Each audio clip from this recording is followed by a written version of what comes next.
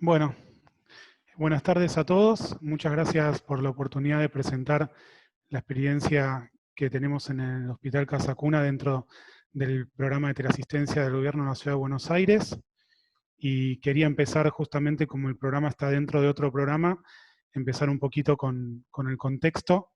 Nuestro hospital es un hospital pediátrico monovalente que forma parte de una red de hospitales y efectores de salud del gobierno de la ciudad, que tiene 117 efectores, y como ustedes ven ahí, desarrolla más de 7 millones de consultas en forma anual, y ya cuenta a través del empadronamiento con más de 2.500.000 personas empadronadas en la historia clínica y en el sistema informatizado propio de la ciudad.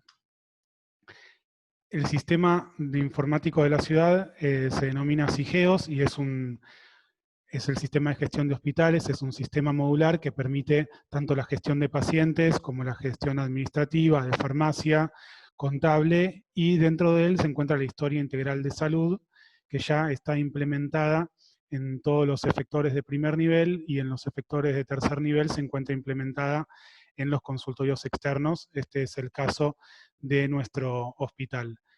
Frente al inconveniente y a las consecuencias no deseadas de la pandemia, como fueron digamos, las consecuencias no deseadas no de la pandemia, sino el aislamiento requerido para contener la pandemia, cayó mucho la consulta, como les voy a mostrar más adelante, y la Dirección General de Sistemas de Información Sanitarios desarrolló un programa de teleasistencia en el cual, dentro de este sistema de gestión hospitalaria, se podía agendar un turno y atender a los pacientes a distancia. Durante la presentación les voy a ir explicando un poquito mejor cómo era este sistema, y cada efector pudo implementarlo y buscar un poco cuál era la mejor forma de implementación para el lugar, para su efector, para su institución. Con lo cual, lo que les voy a contar un poco ahora es cómo se desarrolló esa implementación en nuestro efector y cuáles fueron los pasos que fuimos siguiendo. Para una cuestión práctica y porque se funcionó así, lo vamos a dividir en 4 etapas, pero las etapas no son todas consecutivas, sino que se fueron superponiendo un poco. Una primera etapa de relevamiento, una segunda etapa que en base a esos relevamientos desarrollamos o pensamos los modelos de teleconsulta que podíamos implementar, la tercera etapa, que es la de implementación propiamente dicha, y una cuarta etapa de evaluación y que también denominamos de pospandemia. Bueno, para contarles un poquito, el Hospital Pedro de Elizalde es un hospital que está ubicado en la región sur de la ciudad de Buenos Aires. Como ustedes ven, todo esto que estoy marcando con el cursor es la ciudad de Buenos Aires, y aproximadamente el 90% de las personas que se atienden en el hospital provienen de las regiones aledañas, de lo que es el área metropolitana de la ciudad de Buenos Aires. El hospital, las personas que se atienden en el hospital, un 70% tiene únicamente cobertura de servicio público de salud. Esto da una idea de la vulnerabilidad que tiene la gente que se atiende. Y lo que podemos ver acá a la derecha es la consecuencia del cierre y el aislamiento que generó en las consultas. En el gráfico de la derecha ven que la tendencia del gráfico, la línea verde, que es la del año 2020, claramente cae a partir de la implementación de las medidas de aislamiento. En nuestro caso esto es muy marcado porque las personas que se atienden provienen de otro distrito, y las medidas de aislamiento funcionaron como una barrera física. Piensen que la gente, como ven en el mapa, la mayoría viene por alguna vía de acceso o por tren, como se nota que son como las patas de una araña, digamos, cómo se va dispersando el origen de donde viene la gente, y bueno, había puestos de control que impedían la libre circulación de las personas. Entonces, lo primero que empezamos a pensar para implementar este programa es cuáles son las necesidades de los pacientes Y para eso lo que hicimos fue ponernos en contacto como pudiésemos con los pacientes, con los que se acercaban al hospital, con los que se atendían por guardia o tenían sospecha de COVID, con aquellos que llamaban, derivamos el conmutador del hospital a nuestra oficina para atender a todos los pacientes y saber cuáles eran sus necesidades, con aquellos que se iban de alta y no iban a poder tener un control presencial. Tratamos de captarlos para tratar de entender cuáles eran los problemas y de ahí tratar de diseñar un modelo que respondiera a esas necesidades, siempre focalizados en que la necesidad era centrar el cuidado en lo que necesitaba la familia para mejorar el acceso. Por otro lado, relevamos procesos de teleconsulta informales, pero que ya existían, y la mayoría de ellos existían en las especialidades, que es uno de los modelos que ahora les vamos a mostrar. Y por otra parte, relevamos los recursos físicos, que como les contaba antes, el hospital ya cuenta en los consultorios externos con la conectividad necesaria y con las computadoras, el hardware necesario, porque ya está informatizada toda la parte de consultorios externos, diría que en un 95%, muy alto el porcentaje. Una vez que teníamos el relevamiento y mientras hacíamos el relevamiento empezaron a surgir cuáles eran los facilitadores. El primer facilitador es que la teleconsulta fue percibida como una respuesta a una necesidad. Esto era percibido obviamente por nosotros, pero también por gran parte del personal del hospital. Por otra parte, hay dentro de lo que es la pediatría y la labor del médico pediatra, está muy en contacto con sus pacientes y el WhatsApp es algo constante en la comunicación con el paciente, con lo cual muchos de los pediatras y de los profesionales que no son pediatras ya tenían contacto previo con sus pacientes en forma remota.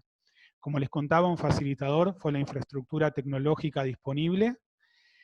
Después, otro facilitador que logramos fue incorporar a los interesados en el proyecto con participación activa. Esta fue una idea fundamental del proyecto y realmente obtuvo muy buenos resultados. Y por otra parte, lo que también fue fundamental fue la gobernanza del proyecto. Nuestro proyecto está alineado con el proyecto general de la Dirección General de Sistemas de Información y dentro del hospital y fuera del hospital la gobernanza fue y sigue siendo hoy un factor clave. En cuanto a las barreras que relevamos, las podríamos dividir en 4 ámbitos. Desde el ámbito tecnológico, que si bien tenemos disponibles un montón de sistemas, hay todavía una fragmentación entre los sistemas y a veces es un poco compleja la utilización. La herramienta de videollamada no está totalmente integrada al sistema y la forma de enviar esa videollamada al paciente es por mail y eso es una limitante porque bueno, el mail es un modo de comunicación que no está tan difundido por lo menos entre los pacientes y las familias que asisten a nuestro hospital. En cuanto a lo que es el modelo, perdón, me fui uno más, ahí. En cuanto es el ámbito de la organización, una de las mayores dificultades es que la teleconsulta, como nosotros la concebimos, necesita un rediseño del modelo asistencial en cuanto a que el modelo asistencial tiene que estar centrado en el paciente y no tan centrado en la institución como pasa con la consulta presencial. Y esto generó un poco, como dicen en el ámbito humano, resistencia al cambio. Tuvimos muy buena recepción, pero hubieron casos puntuales, pero importantes, en los cuales no realmente les puedo contar una frase específica que es: el hospital está abierto para que el que requiera puede venir. Y nuestra forma de pensar era un poco diferente y era tratar de llevar el hospital a las necesidades del paciente. Y por otro factor que siempre es un ámbito limitante es el económico y bueno, la sostenibilidad del proyecto a largo plazo, sobre todo pensando en la pospandemia.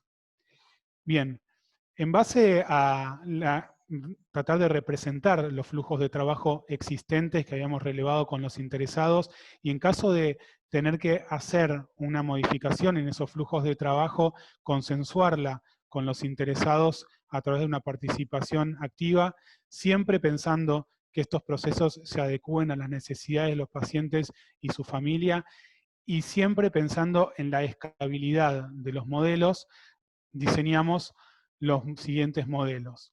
El primer modelo es el que denominamos de área de orientación a distancia. En este lugar, que es básicamente un consultorio atendido por pediatras, un consultorio a distancia, en el cual se cumplen funciones de orientación que permitieron todos estos que relevamos de dificultades en el flujo de cómo los pacientes podían asistir al hospital. Este consultorio ordena el flujo a distancia para que cuando el paciente se acerque al hospital ya sepa para qué viene, con quién se va a atender, en qué horario, y entonces esté el mínimo tiempo posible en el hospital y venga también la mínima cantidad de veces. Y por otra parte, estos mismos pediatras realizaron atención y seguimiento de situaciones, problemas de salud a distancia. Por eso van a ver acá esta flecha como de retroalimentación, porque hay una cantidad de pacientes que se siguen hoy en día por el área de orientación a distancia, el área de atención y orientación a distancia, y se resuelven y se le da continuidad al seguimiento de los problemas de salud directamente en este área. Este área está comunicada con las diferentes especialidades del hospital, con la atención pediátrica general en forma presencial, con imágenes, con laboratorio, todo esto a través de consensos internos que nos han permitido derivar a los pacientes en el caso de ser necesarios. Por otra parte, la otra forma de seguimiento es lo que llamamos la interconsulta a distancia, pero en este caso es un centro el que deriva al paciente para hacer una consulta a distancia. Esto lo hemos hecho principalmente con el servicio de cirugía cardiovascular y con pacientes que vienen desde otras provincias u otras localidades dentro de la provincia de Buenos Aires, en el cual a través de nuestra oficina hemos coordinado las teleconsultas y las respuestas a estos pacientes para obtener una derivación del paciente mucho más organizada, con todo el material requerido y sin faltantes o inconvenientes por falta de información. Y por último, el circuito que más existía y el circuito al que se le dio un poco más de formalidad, pero que existía, que es el circuito de seguimiento con el especialista. Como los especialistas tienen pacientes de muchos años, acá hay chicos que se pueden empezar a seguir a los 3 años de vida, 2 años de vida en un servicio, hasta los 18 años de vida, o sea, pensemos que son 15 o 16 años en la vida de una persona de 18, o sea, prácticamente toda su vida estuvieron vinculados con el hospital, tienen mucho contacto con esos profesionales, entonces en cuanto cayó la consulta presencial, estos profesionales rápidamente pasaron de forma informal a la teleconsulta. Lo que hicimos fue tratar de darle una formalidad y que esto pasara por el sistema de agendas y se realizara la teleconsulta y luego fuera registrada en la historia integral de salud. Muy bien, ¿cómo fue la etapa de implementación y qué resultados logramos? La implementación propiamente dicha comenzó, como ven ahí ustedes, el 1 de agosto y los resultados que les estamos mostrando son hasta mediados de octubre. Mediante el área de orientación y atención a distancia hicimos 1.286 teleconsultas programadas. Hay otro tanto que fueron espontáneas también, pero programadas son 1.286. De las cuales el 20% el turno fue sacado a través del call center, a través del 147. ¿Sí? Cualquier persona que llamaba ahí podía obtener un turno con nosotros. Este número está aumentando. Al principio era muy bajito, pero todavía no estaba implementado el call center, y luego de la implementación, poco a poco, este número va creciendo y está dentro de lo que es el plan de obtención de turnos del gobierno de la ciudad y disponibilizar los turnos del hospital a todo el sistema para que cualquiera que requiera un turno pueda sacarlo. Un número que a nosotros nos tiene muy contentos es que el 89% de aquellas teleconsultas que pudimos agendar fueron realizadas. Esto para nosotros es importante porque habla de una posibilidad de acceso. Si bien tuvimos un montón de limitantes en cuanto a la conectividad del lado del paciente, sobre todo para la videollamada, no así para la llamada, el 90% casi de las teleconsultas pudieron ser realizadas. Muchas no pudimos hacerlas por video, aunque los pacientes habían solicitado la modalidad video, las tuvimos que hacer por teléfono, pero aún así, haciéndolas por teléfono, pudimos resolver o dar continuidad al seguimiento del problema de los pacientes.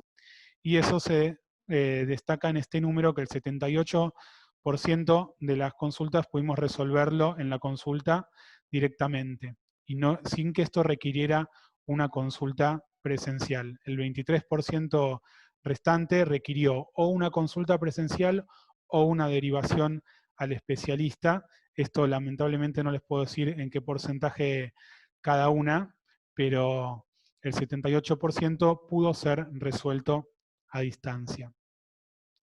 En cuanto a la implementación de lo que llamamos la interconsulta, digamos, a distancia, lo primero que pudimos hacer es con el servicio de cirugía cardiovascular, y en el mes de octubre, que es cuando empezamos, pudimos desarrollar 4 videoconferencias. En realidad fueron un poco más, fueron 5 o 6, pero para 4 pacientes diferentes que fueron derivados de San Juan o de otra localidad de la provincia de Buenos Aires al hospital. Son todas cardiopatías complejas que requerían corrección quirúrgica. Por otra parte, hemos abierto agenda de teleconsulta para todas las especialidades que ustedes ven ahí, lo cual es muy variado porque vamos desde especialidades clínicas hasta especialidades quirúrgicas, y también, por ejemplo, servicio social y violencia familiar. Y otro servicio que realizó un montón de teleconsultas es el servicio de salud mental. Bueno, ¿dónde estamos ahora? Yo les mostraba antes este gráfico que tiene los datos de la Dirección General de Sistemas de Información, y estábamos acá donde estaba el coronavirus, y ahora vemos que la consulta presencial está aumentando de nuevo. Todavía no tiene los niveles que tuvo el año pasado, y este año probablemente el nivel que le correspondiese no era este nivel del año pasado, sino un nivel mucho mayor, porque hay un cambio en la forma en la cual se registra a nivel de sistemas, se registra la consulta. Por eso ustedes ven que la curva verde arranca en el 2019, ya arranca mucho mayor que en el 2020 arranca mucho más alto que 2019, no porque haya más gente en enero de 2020, sino porque se registró de otra forma y se levanta mejor el dato de cuántas consultas hubo, con lo cual este año, si tú hubiese seguido como el año pasado, tendría que estar por arriba de las 25.000 consultas, con lo cual seguimos muy bajos en consultas, pero claramente están aumentando. Y esto se representa con lo que uno ve en la realidad, que en la puerta del hospital todos los días vemos que cada vez hay más personas. Entonces, esto es donde estamos ahora. Estamos en una etapa como mixta, donde está aumentando el acceso presencial, pero la teleconsulta sigue, y donde nos preguntamos hacia dónde vamos. Y entonces viene esto que sería la cuarta etapa, que es en la que estamos ahora, que es la integración y el pensamiento de hacia dónde vamos en la pospandemia con la teleconsulta. Este área de orientación y atención a distancia está formada por profesionales con alta motivación en el uso de las TICs. Esto es algo muy importante que hemos también visto como un facilitador, que es que hay gente que le interesa más, quiere hacerlo más, entonces quizás haya que dedicar tiempo específico para estas personas, para dedicarse a la atención a distancia. Y bueno, este área está orientada hacia la atención directa y orientación de pacientes, como les decía, y además de eso, coordina la consulta a distancia con profesionales y pacientes de otros centros, profesional a profesional, como les decía, para la derivación para cirugía cardiovascular, y ahora estamos trabajando en la implementación también con el servicio de hospital de día polivalente, que es un servicio que recibe pacientes de alta complejidad de otros efectores del gobierno de la ciudad o incluso de otras partes del país, en donde se internan durante un día, por así llamarle, y se realizan multiplicidad de consultas y de consultas de especialistas sobre el paciente. Y por otro lado, otro aspecto que nos parece muy interesante y que estamos desarrollando es la consulta entre los profesionales del hospital, o sea, el área de orientación a distancia, y los profesionales más el paciente y la familia, en una consulta, digamos, simultánea, entre profesional más profesional y familia, por ejemplo, en la evaluación de pacientes que pueden estar incluidos dentro de lo que es el trastorno del espectro autista, en lo que es la red Protectea. Nosotros contamos, este hospital tiene referentes de la red Protectea, y esos referentes tenemos la idea de que van a desarrollar consultas junto a pediatras o médicos de familia, con la familia del paciente en simultáneo, en los centros de salud del gobierno de la ciudad, para de esta manera poder hablar con el profesional, pero al mismo tiempo ver al paciente y poder evaluar al paciente.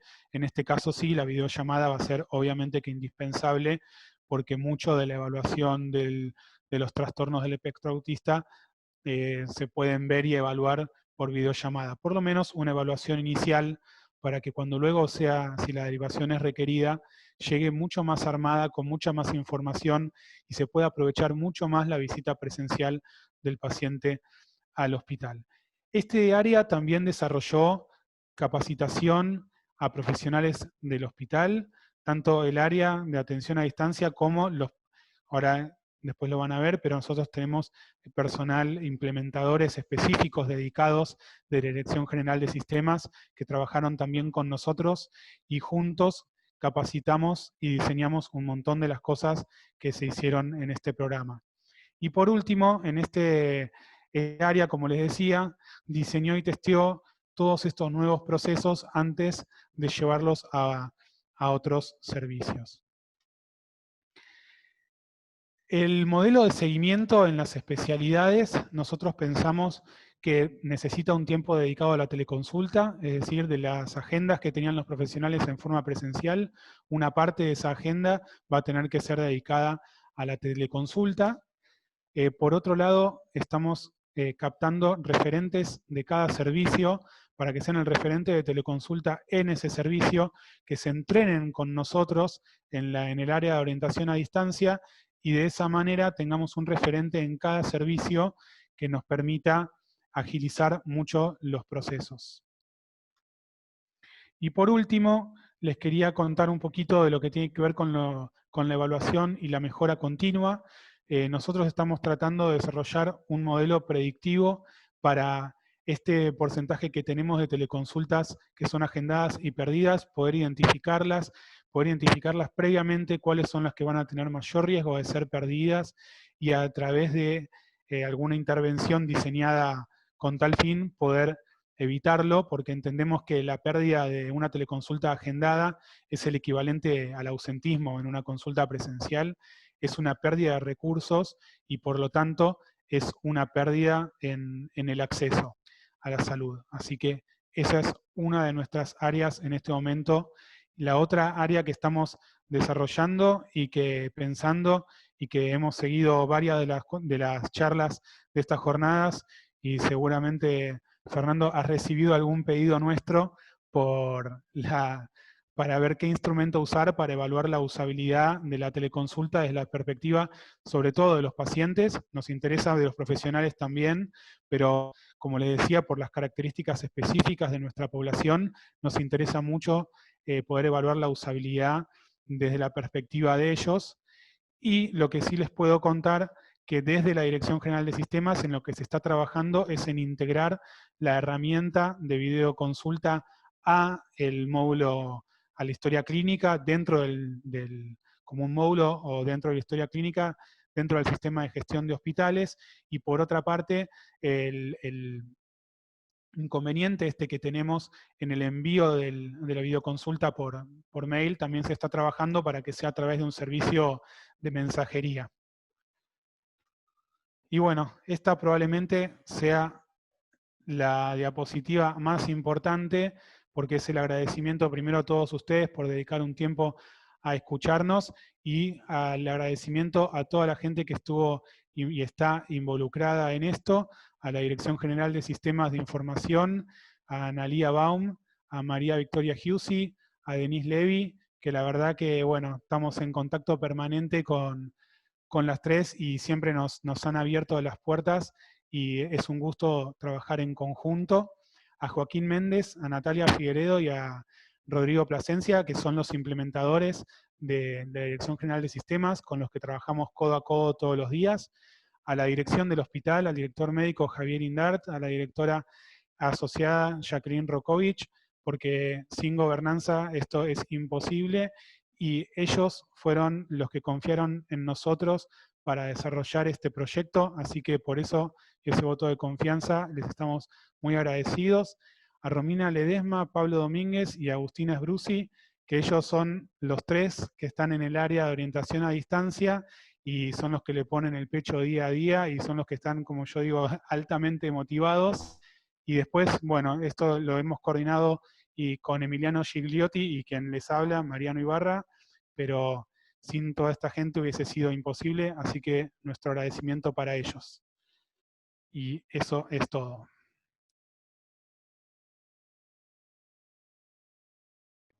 Buenísimo, Mariano. La verdad que súper clara la presentación. Ahí están llegando felicitaciones por el chat.